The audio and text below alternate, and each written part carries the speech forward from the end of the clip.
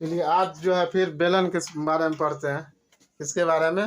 बेलन के बारे में। बेलन मतलब बेलना, बेलन मतलब बेलना, रोटी बनाने वाला बेलना देखे है ना, जस्ट वही क्या होता है, बेलन है। ये देखिए क्या है, उजला वाला भाग जो है ये क्या है, एक बेलन है। क्या है? बेलन है। सिलेंडर, गैस सिलेंडर होता है, वो क्या है? बेलन है। क्या है? बेलन है। तो एक सिंपल उदाहरण देते हैं, ये ऐसे करके, ये तो चौखुट है, अब इसको गोला कर देते हैं, तो ये गोला करा करते क्या हो गया, ये बेलन हो गया। अब देखिए तो ये बेलन हो गया, क्या हुआ, ये बेलन हो गया। अब इसमें देखिए ये गोल है, ये गोल है, तो ये कैसा है, वृत्त जैसा है, दिखाई दे रहा है। ये क्या है? वृत्त है। क्या है? अब इधर भी वृत्त है, इधर भी वृत्त हो गया है ना। अब पूरे दोनों दोनों साइड वृत्त हो गया, अब दोनों को घेरा हुआ है ना। तो यही क्या होता है, बेलन होता है।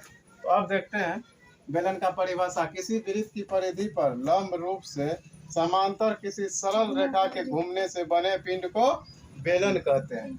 यहाँ समझिए, एक वृत्त है, ऐसे करके वृत्त है तो होता है ना, इसी के समांतर क्या है, बेलन के पर ये पूरा परिधि हुआ, गोलीय भाग के को क्या कहते हैं, परिधि है ना। इसी परिधि पर ऐसे करके, फिर ऐसे करके, है ना। तो यही क्या है, परिधि। तो ये बीचम बीच क्या होगा, व्यास होता है। और व्यास में वृत्त में जानते हैं क्या, यहाँ से यहाँ की दूरी क्या होता है, त्रिज्या होता है। और ये जितनी ऊंचाई का होगा, जितनी ऊंचाई का होगा, है ना, तो ये जितना ऊंचाई होगा तो यही क्या होगा, एच होगा ना। तो इसका मुख्य रूप से, मेन रूप से कहाँ आएगा, यहाँ आएगा। और यही क्या होगा, एच, इसी को कहते हैं, क्या कहते हैं, एच। यही ना होगा कि नहीं होगा, समझ गए, एच। तो एच मतलब क्या है, एच मतलब ऊंचाई, ऊंचाई। एच मतलब ऊंचाई। आर मतलब, एच को क्या कहते हैं, ऊंचाई को एच, त्रिज्या को आर। हो गया, ऊंचाई को एच, त्रिज्या को आर। अब देखते हैं बेलन का आयतन। बेलन का आयतन पाई आर स्क्वायर एच। बेलन का आयतन पाई आर स्क्वायर एच। बेलन का वक्र तल का, वक्र तल कहिए या वक्र पृष्ठ कहिए, वक्र तल या वक्र पृष्ठ का क्षेत्रफल 2 पाई आर एच। बेलन का संपूर्ण पृष्ठ का क्षेत्रफल बराबर 2 पाई आर स्क्वायर एच। दोनों सतह का क्षेत्रफल, दोनों सतह का क्षेत्रफल 2 पाई आर एच। दोनों सतह मतलब क्या, एगो ई भाग का, एगो ई भाग का, है ना। यही दोनों सतह का क्या होगा, क्षेत्रफल कितना, 2 pi R H, 2 pi R square. खोखले गोले का आयतन बराबर क्या होता है, pi H into R1 square minus R2 square, R1 minus. अब देखते हैं खोखले बेलन का वक्र पृष्ठ का, है ना, क्षेत्रफल 2 pi H into R1 plus R2। खोखले बेलन का संपूर्ण पृष्ठ का क्षेत्रफल बराबर 2 pi H into R1 plus R2 plus 2 pi R2 square minus R1 square. समझ में आ गया? किसी को कोई परेशानी नहीं है? कोई परेशानी है नहीं है? तो एक सवाल हम लोग बनाते हैं, चलिए इसको हम मिटा रहे हैं, आप लोग के समक्ष मिटा रहे हैं। अब एक सवाल बनाते हैं, एक सवाल बनाते हैं, प्रश्न। क्या होते हैं, प्रश्न। प्रश्न दीजिए, कहता है 7 सेंटीमीटर त्रिज्या वाले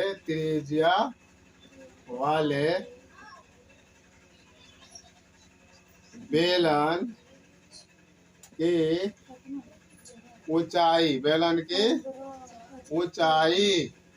की ऊंचाई 3 सेंटीमीटर है, 3 मीटर है, 3 सेंटीमीटर है। तो बेलन का आयतन क्या है, आयतन, बेलन का आयतन। एक नंबर हो गया, एक देखिए बेलन का आयतन, एक नंबर में आयतन, 2 नंबर में वक्र पृष्ठ का क्षेत्रफल, वक्र पृष्ठीय क्षेत्रफल। तीसरा नंबर में संपूर्ण पृष्ठ का क्षेत्रफल। क्या है? संपूर्ण पृष्ठीय क्षेत्रफल ज्ञात करें, क्षेत्रफल ज्ञात करें। अब देखिए यहाँ इस बात को समझिए, जो एक छोड़ेगा तो सिर्फ हम एक ही निकालेंगे, जो रहेगा मान के चलिए इसमें रहेगा कि वह आयतन ज्ञात करे तो हम आयतन को निकाल के छोड़ देंगे। जब उसमें रहेगा वक्र पृष्ठ का क्षेत्रफल तो वक्र पृष्ठ का क्षेत्रफल निकाल देंगे। जब रहेगा संपूर्ण पृष्ठ का क्षेत्रफल तो संपूर्ण पृष्ठ का क्षेत्रफल निकाल देंगे। कोई परेशानी, कोई दिक्कत है नहीं है। तो अब एक यहाँ से हम लोग सवाल बनाते हैं। क्या करते हैं? सवाल हल में देखते हैं ऊंचाई कितना, इसमें देखते हैं। एक बेलन पहले बना लेते हैं।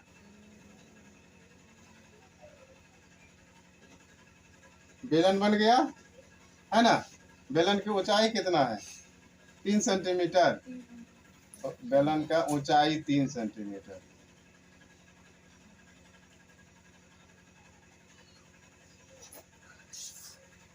बेलन की ऊंचाई 3 सेंटीमीटर। ये बेलन हो गया है ना। इसकी ऊंचाई 3 सेंटीमीटर। इसकी त्रिज्या कितना है? 7 सेंटीमीटर। आपका ये छोटा क्यों बनाए? क्योंकि ऊंचा तो कम है, तो कम है ना होगा। त्रिज्या ज्यादा है तो त्रिज्या क्या होगा? ज्यादा होगा है ना। तो त्रिज्या देखिए 14 हो जाएगा इस बार। समझ रहे हैं? तो अब यहाँ क्या सब दिया है? ऊंचाई कितना है? ऊंचाई बराबर 3 सेंटीमीटर। त्रिज्या बराबर 7 सेंटीमीटर। त्रिज्या बराबर 7 सेंटीमीटर। तो अब क्या है? एक नंबर में देखते हैं आयतन। बेलन का आयतन ज्ञात करना है तो आयतन का क्या सूत्र होता है? Pi square H. पाई का मान 10/7, आर का मान 7 गुना 7, एच का मान 3। 7 7 कट गया, 22 गुना 7 गुना 3, 7 7 गुना 14, 7 गुना 14 1 15 गुना 3 बराबर 4 तिया 12, 5 तिया 15, 1 16, 3 1 4 सेंटीमीटर स्क्वायर बन गया। समझ में आया? समझ में आ रहा है आप लोग को? तो अब आप लोग इसको स्क्रीनशॉट लेके लिख सकते हैं, है ना। अब आप उम्मीद करते हैं कि ये सवाल भी आपको, ये सूत्र भी याद हो गया होगा, है ना। तो आप लोग इसको भी लिख सकते हैं। हेलो, अब देखते हैं। अब अगला सवाल को देख रहे हैं, समझ रहे हैं। चलिए, हंसना गलत बात है। हम लोग पढ़ते हैं, एंजॉय ले सकते हैं, अलग उसका एक अलग मजा आता है। लेकिन पढ़ाई के समय में पढ़ाई देखते हैं, है ना। अब देखते हैं क्या होता है कि अब फर्स्ट नंबर का हो गया था। सेकेंड नंबर वक्र पृष्ठीय क्षेत्रफल। वक्र पृष्ठीय क्षेत्रफल, तो वक्र पृष्ठीय क्षेत्रफल में किसका? बेलन का वक्र तल कहिए या वक्र पृष्ठ का क्षेत्रफल 2 पाई आर एच। आर का मान 7 सेंटीमीटर दिया है, एच का मान 3 सेंटीमीटर दिया है। तो 2 पाई आर एच, 2 पाई का मान 22/7 गुना आर का मान 7 गुना एच का मान 3। 7 7 कट गया, 22 गुना 2 44 गुना 3 132। 132 होता है ना। फिर आप लोग चाहे तो इसको स्क्रीनशॉट ले सकते हैं। अब हम लोग देखते हैं अब तीसरा नंबर का सवाल, तो इसको मिटा देते हैं, है ना। तीसरा नंबर का सवाल में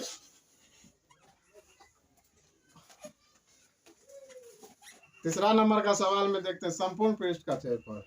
बेलन का संपूर्ण पृष्ठ का क्षेत्रफल बराबर, क्षेत्रफल बराबर क्या है? यहाँ से देखते हैं। बेलन का संपूर्ण पृष्ठ का क्षेत्रफल 2 पाई आर स्क्वायर एच, 2 गुना 22/7। आर कितना? 7 गुना एच का मान कितना है? 3। 7 7 कट गया, 7 7 कट गया। तो अब क्या बना? 2 गुना 22 गुना 7 गुना 3, तो 22 गुना 44 गुना 21। 7 या 21। अब इसको कर देते हैं 21। अब देखते हैं, यहाँ कर लेते हैं 44 गुना 21, 44 8 8 12 8 1 9, कितना होगा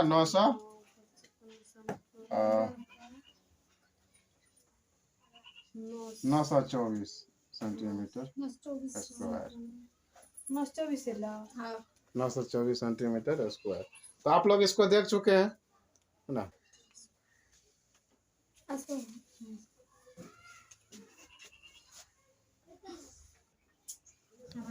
एक सवाल देखिए, बेलन के आधार की परिधि कितना है 44 सेंटीमीटर, उसकी ऊंचाई 24 सेंटीमीटर, उसकी ऊंचाई 24 सेंटीमीटर है। तो बेलन के संपूर्ण पृष्ठ का क्षेत्रफल ज्ञात करें। बेलन के संपूर्ण पृष्ठ का क्षेत्रफल ज्ञात करें। इसको 2 नियम से बनाएंगे। कितने नियम से?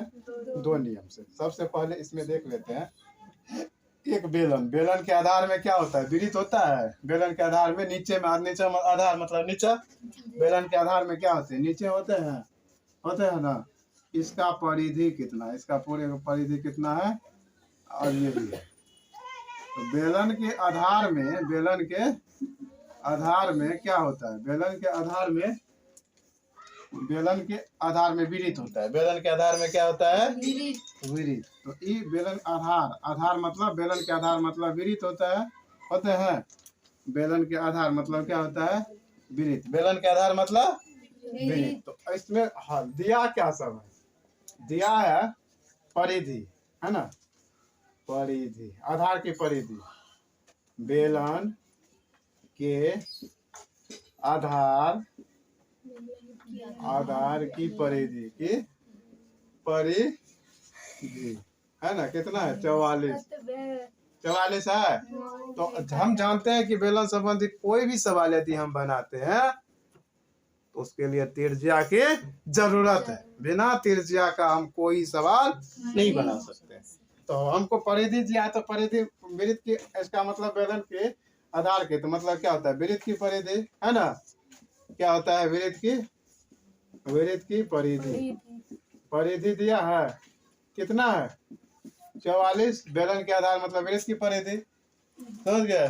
क्योंकि इसके आधार में क्या है? इसका, है ना, यही है ना। तो इसे का कितना? 24, तो सॉरी 44 सेंटीमीटर। तो इसका त्रिज्या निकलना है। क्या निकलना है?